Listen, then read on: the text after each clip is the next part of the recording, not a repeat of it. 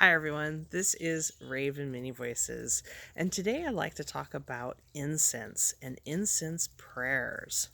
For a lot of us, we worry and think about other people. And when we worry, think about, and pray for other people, we sometimes hold on to those people and they become a stress on our back, our shoulders. The spirits say that 80% of the pain in our back belongs to somebody else.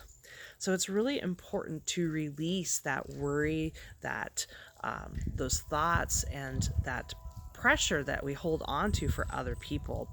And there's lots of different ways. Every culture around the planet has ways that they pray or give those worries, those thoughts over to spirit. So I'd like to share with you a way to do that with incense. So incense are beautiful resins, usually oils from plants, from trees, from different herbs, essential oils that are usually put into a sawdust or some type of sawdust or resin into a stick form. So you can see that these are incense sticks here. They're lit on fire, and then as the smoke rises, it burns and releases those essential oils into the air that we smell. So there's lots of different ways to make these incense sticks. They can be, like I said, in stick form. Sometimes they completely compress that beautiful resin into the whole entire stick. For instance, these Japanese incense that are just pure resin, there's no stick involved, or sometimes they wrap the herbs and spices and essential oils into a rope incense that I have here, or also cones, which are compressed incense into a cone shape that you light. So there's lots of different kinds of incense. You can even get loose incense, the loose resin like copal, or the loose herbs like lavender, and burn them on a heat source like a fire or charcoal. So there is a lot to pick from. Today, for simplicity, I'm going to talk about the stick form.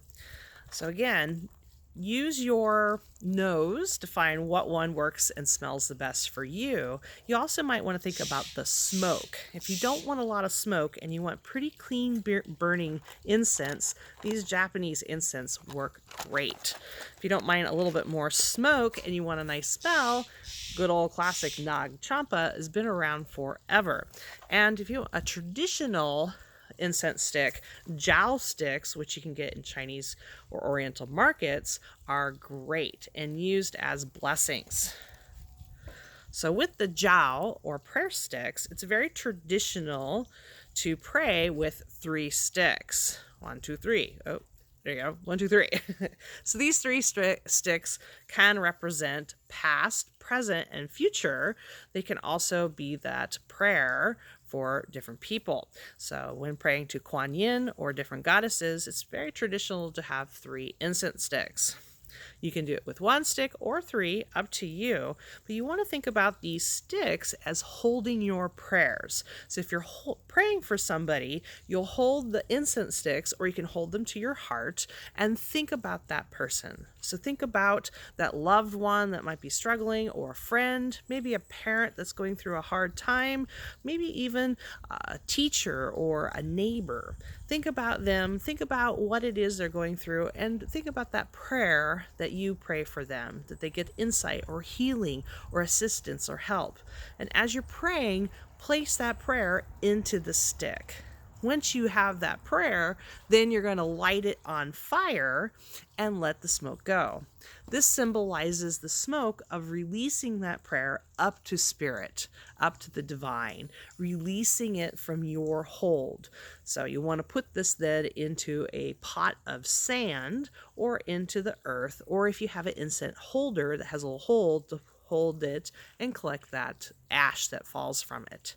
Again, that process of burning releases that prayer in the air. Again, putting up smoke is another way of saying you're releasing that prayer up into the air. Again, you can also do this with rope incense. This particular kind I really love. It is called a Judio Dupapan. A little harder to find. It's a Nepal incense, and this particular one with the herbs in here is made for the thunder spirits and the thunderbirds. So when I'm asking for a lot of transformation, but also to ask for good weather, I will put a prayer in there to the thunderbirds, and this becomes an offering because they really like the herbs in here. So again, prayers can also be for beings. You can ask the thunderbirds for nice weather like I have today, or also ask for rain to water the land, depending on what season it is. So your incense can be an offering. It can be a thank you. It can be a thank you to those thunderbirds or those spirit guides that are helping you through this process of transformation and love. So I hope this gives you some ideas of what you can do with your incense. You can use them for prayers, you can use them as a thank you, as an offering, and you can also use them for protection. The Thunderbird incense is one of my favorite, but I can also burn sage around the house to bless it and clear it. And again, sage, we think of smudging, but it's also an incense. So our prayer is asking for our space to be cleansed and cleared. So be that a sage, a smoke stick, a incense stick, a wrapped incense, whatever you're burning that day, put some intention behind burning it and see the results in your life. Blessings to you, and may your smoke from your incense be a blessed one today. Thanks for listening. And if you are curious and want to learn more about Raven Many Voices, that's me, check out my website, ravenmedium.com, or check out Facebook, Raven Many Voices. I've got a lot of videos out there, and including YouTube. So check them out and see what you can learn today. Thank you, and have a blessed day. Namaste.